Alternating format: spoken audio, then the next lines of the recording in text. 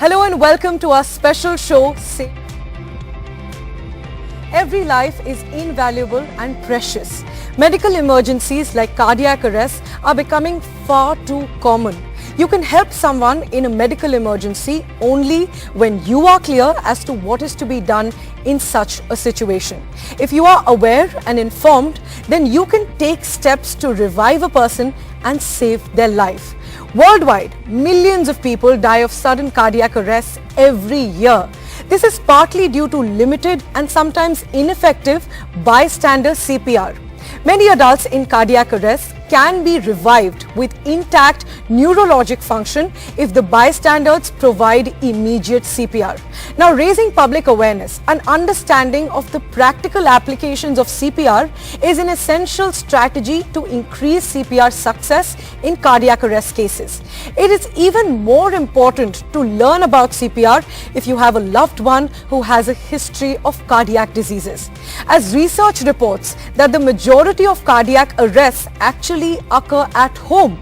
Save a Life is an initiative through which people will be made aware of the early signs and symptoms of cardiac arrest so that patients can get to the hospital in time and also be trained in giving CPR if the need arises.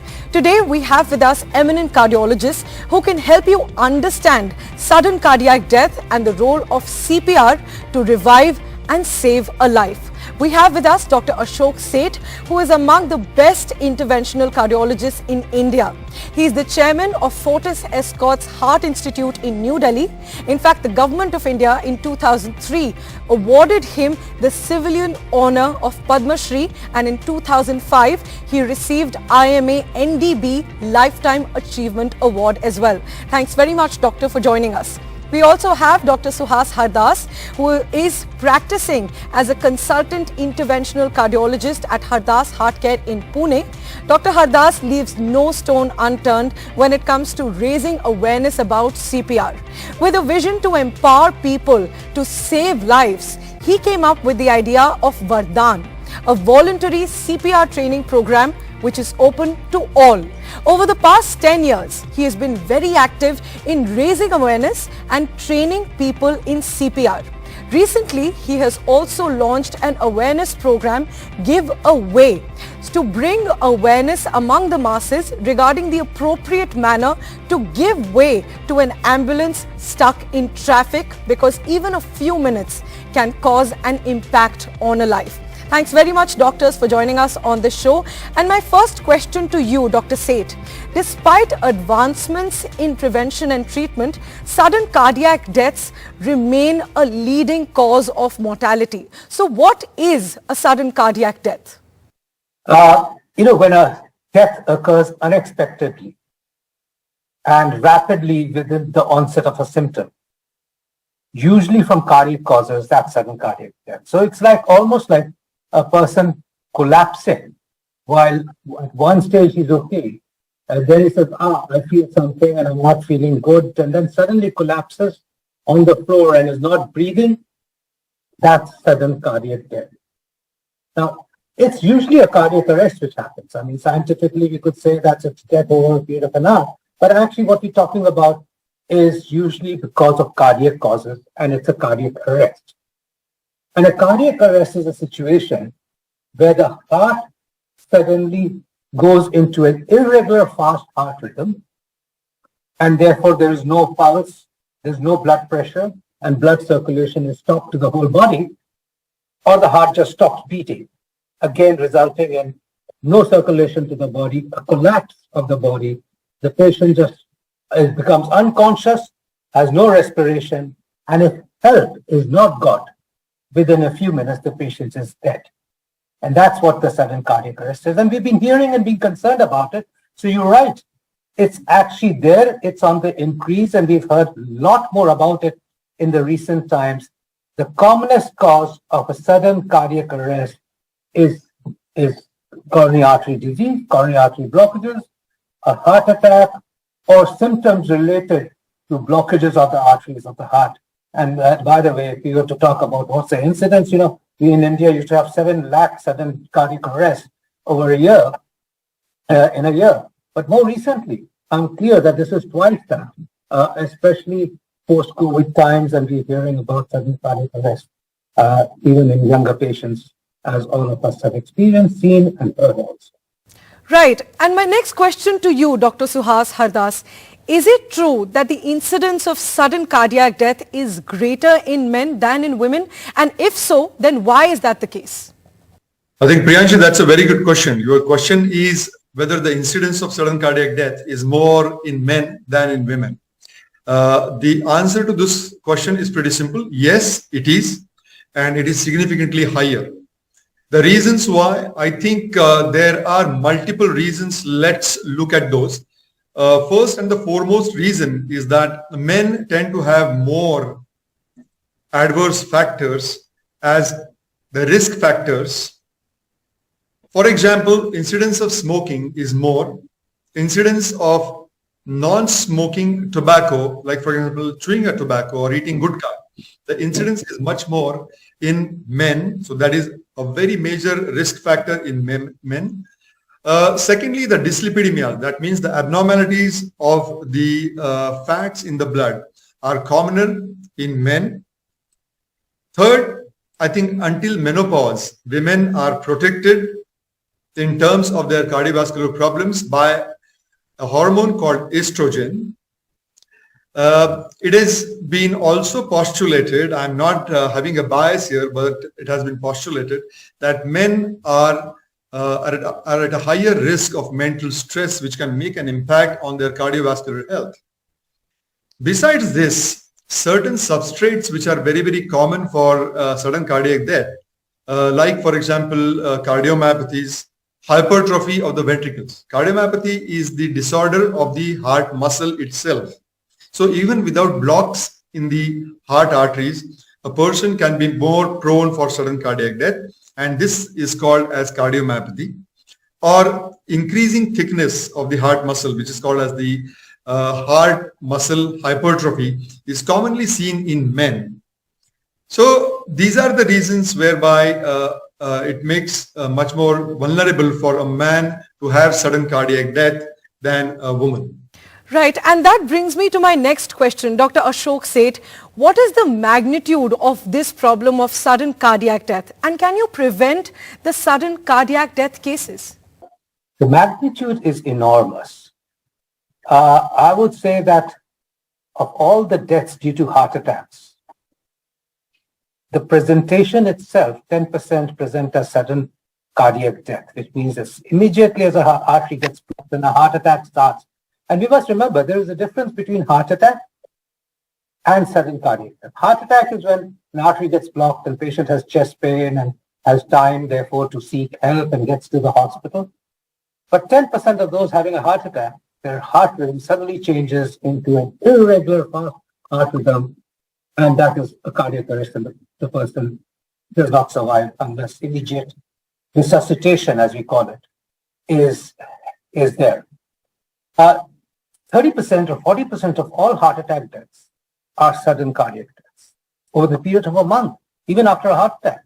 So they can happen a day later, they can happen 2 days later, but can happen even 30 days later, can happen 3 months later in those who are damaged hearts. So that's a huge magnitude of problem. And as I stated, irregular heart rhythms can occur not just due to heart attacks, but even weak heart muscles, even affection with a virus of the heart. And therefore, cardiac arrests post-COVID have actually increased. Heart attacks post-COVID have increased. And that's why the magnitude of the problem has increased tremendously over the past 2 to 3 years, where 7 lakh deaths used to happen due to sudden cardiac arrests in our country. Now, probably that number has doubled. It could be even more than that because we don't have the statistics. But the fact is the increased tendency for having heart attacks and sudden cardiac death has increased 2.5 to 3 times in those who've been affected by COVID. And that's been primarily due to the heart muscle being affected and the tendency for irregular heartbeats. Actually, the problem, if we were to put it in general and leave aside the COVID, is mainly due to all the risk factors which got heart disease, because 80% of sudden cardiac death are due to blockages in the arteries of the heart.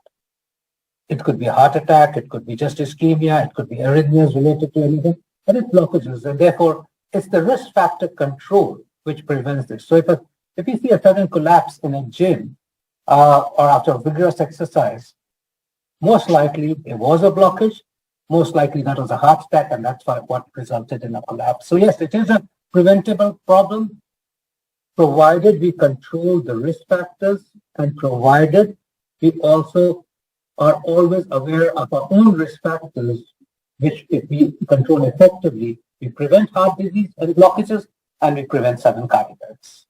Right. And next, if I can come to you, Dr. Hardas, as most people still don't know the difference between a heart attack and a sudden cardiac arrest, many people may mistake recognizing the symptoms. So how do you know if it's a primary cardiac arrest? I think that's a common confusion amongst common people, lay people. They tend to equate heart attack same as cardiac arrest. And there is actually one more term that I must add here, that is heart failure. These three are distinct entities. Like for example, heart attack is nothing but a sudden blockage in the heart artery.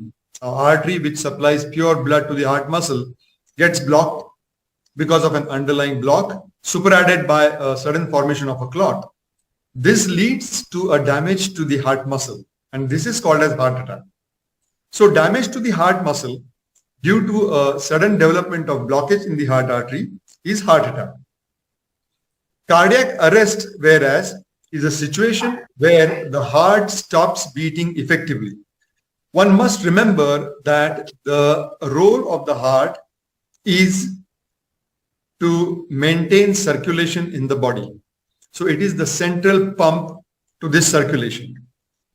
When this pump will suddenly come to a standstill, or it will not beat, there will be no circulation. There will be no forward propulsion of the oxygenated blood. This is called as cardiac arrest. And heart failure is a situation where the heart muscle becomes very weak, and therefore it is unable to pump the blood at a rate which is required by the metabolizing tissues, like for example, all the organs, eyes, heart, liver, brain, kidney, etc. So sudden cardiac arrest is sudden stoppage of the heart. Heart attack is a damage to the heart muscle due to block in the heart artery, and heart failure is a weakness of the heart muscle leading to all the symptomatologies and the manifestations. Right. And Dr. Ashok Seth, what steps should a bystander follow if he or she recognizes that someone is having a cardiac arrest before performing a CPR? You know, it's so important for family members and even people to understand cardiopulmonary resuscitation. We've known and we've also heard of celebrities, but we've also experienced that in our own lives, where a person who we know, either at home or in a jail or somewhere, suddenly collapses. He tests them first feeling unwell and then collapses. And collapses with no breathing. If cardiopulmonary resuscitation by a family member or a bystander who knows how to resuscitate someone happens within the first few minutes, 50% of those lives or 30% of those lives could actually saved. If nothing happens and nobody attends to those, they're not going to survive. So that's the difference that we can actually make to the public, but also to our family members. And sometimes I feel, I don't want to name this, but the celebrities who passed away, there was a singer who passed away, and he held his chest in a hotel and then just collapsed. That could have been saved by any bystander, new resuscitation, or an automatic external defibrillator, which could have been available at multiple places. So we have solutions, and we just cannot sit back and say, but it won't affect us, because it could even affect me and my family member at home, even when I'm sitting. By the way, if you talk about the sudden cardiac arrest, 70% of them happen at home. 30% of them, 20% would happen in these malls, etc., etc. It's only 10% where there is no help available.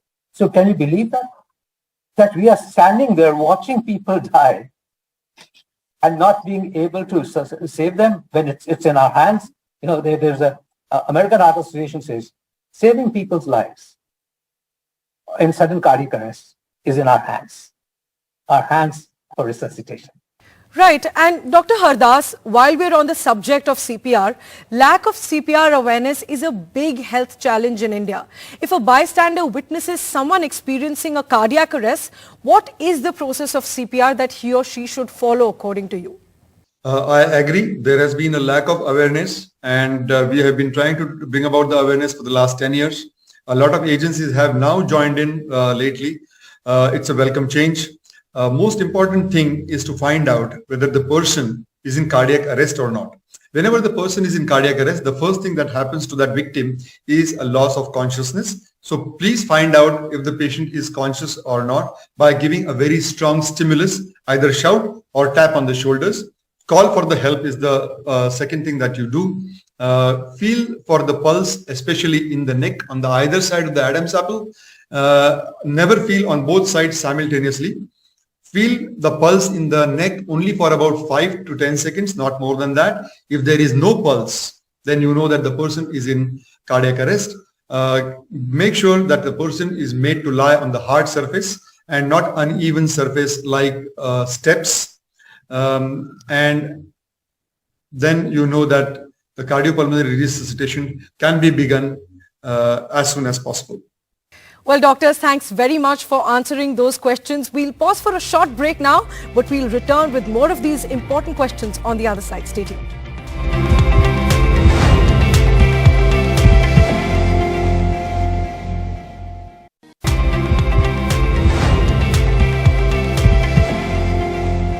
Welcome back to our special show, Save a Life. We have eminent cardiologists with us on the broadcast, Dr. Ashok Seth and Dr. Suhas Hardas, to answer your questions about heart diseases, CPR and cardiac arrest. Dr. Ashok Seth, if we talk about CPR a little more now, there's always a fear of a person giving CPR and them not being well trained. So are there any legal aspects of giving CPR? There are no legal aspects of giving CPR. In fact, a bystander CPR is one of the simplest methods to learn and to execute. You must remember that a person who's collapsed in front of you, a relative, could be a relative, it could be a stranger, could be a relative when you're at home or outside with them, who's already got heart disease and has a heart attack, and etc. But it also could be in a gym. It also could be in a shopping mall. And therefore, if a person collapses, you are eligible and you're entitled and you must try and save that life. There are no medical legal issues. In fact, I agree that it should be the other way around. If you did not try and resuscitate that person, if you did not try to do anything about it, if you just stood by, then you may be actually wrong. Morally, not necessarily medical legally, but morally wrong. But to resuscitate someone with CPR is saving a life. Therefore, you morally and medical legally absolutely correct to do so and must learn CPR, which stands for cardiopulmonary resuscitation. Right. And Dr. Hardas, to understand CPR even further, what if the person has an ICD or a pacemaker and they have a cardiac arrest? Can we perform CPR on such patients as well? Now, what is an ICD? For the sake of audience, I must tell you that it is a shocking device. Now, what is a shocking device? You must have seen several times, even in the movies, that when a person is dying in a movie, external pads are applied to the chest and a shock is delivered. This is called as external defibrillation. Whereas in people who are very prone or at a high risk of sudden cardiac death due to certain arrhythmias of the heart, are implanted a small little device which is called as the implantable cardioverter defibrillator, that is ICD. Now this ICD delivers a very small shock in case the heart suddenly stops beating or heart fibrillates. Now this particular shock is so minuscule that a person giving a CPR from outside does not get a shock. There are rare situations where, despite having a ICD, the person may require closed cardiopulmonary resuscitation. And yes, it can be given. It can also be given in people who have permanent pacemaker implanted. Right. And Dr. Seth, now if we talk about the importance of learning how to perform CPR, how important is it that people whose relatives suffer from a heart disease, they learn CPR? It's extremely important. Very, very important. As I stated earlier, it's those people who actually have heart disease, who already have had heart attacks, who've got blockages in the heart artery, or have extensive risk factor for heart disease like diabetes, hypertension, smokers, with obesity. Those are the people who are prone to have sudden cardiac arrest because it's a heart attacks and blockages which cause sudden cardiac arrest. Therefore, it's utmost important that we understand how to actually resuscitate, and that's what we call CPR, if a sudden cardiac arrest happens at our home to any of our relatives who are already known to have heart disease. We must also understand that if we don't, we are the bystanders. We can save lives. It's in our hands to save a life. And we can actually make a difference because it's just those few minutes after a cardiac arrest that the patient can be revived. And if more than 10 minutes pass by, there's death. So we need to understand that we owe it to our families, owe it to our people next to each other, owe it to our society to be able to resuscitate and keep people alive. So it's utmost important that all relatives of anybody who has heart disease should know how to resuscitate, and we call it a bystander CPR, which is extremely simple to learn. It's easy to execute. And in a cardiac arrest situation, 30 to 50% people can actually live because of the relative action. In fact, not learning it, we after all say, we take care of our relatives who've got heart disease by saying, apni tablets time pe khao. Har cheez ye karo, wo nahi karna hai, aapko khana ye khana hai. We take a lot of care of them. And then when we don't know how to even resuscitate them if they had a problem, I think that would be so unfair to our families. Please, please, please. Right. And Dr. Hardas, if I can come to you for my next question, can one fully recover after a cardiac arrest? My answer to that is yes. And having said that, yes, I must tell you that a worthwhile survival is dependent upon three important factors. That is, what was the age at the time of cardiac arrest? How long did the cardiac arrest last? And third, importantly, were there any significant comorbidities, like, for example, other disorders and diseases which have been pre-existent in that particular person? Obviously, if the cardiac arrest lasted very long, then a meaningful survival may not be there. Patient may have significant central nervous system problems. In fact, there are situations where person lives, the heart keeps on beating, but he lives a vegetative life. And therefore, the crux of the whole matter is time. So please identify a person in cardiac arrest as soon as you can and initiate the first aid. Remember, when you give cardiopulmonary resuscitation and give closed cardiac compressions, your job is probably not to start the heart. The heart may restart or may not restart. But what is important is that when you give closed cardiac compressions, you are at least maintaining a forward flow to the brain. That is the most crucial thing. And that is, in fact, the goal of any cardiopulmonary resuscitation. Thanks very much, doctors, for joining us on the show and answering those very important questions. We hope it helped our viewers as well. With that, it's a wrap on the show. Thanks very much for watching.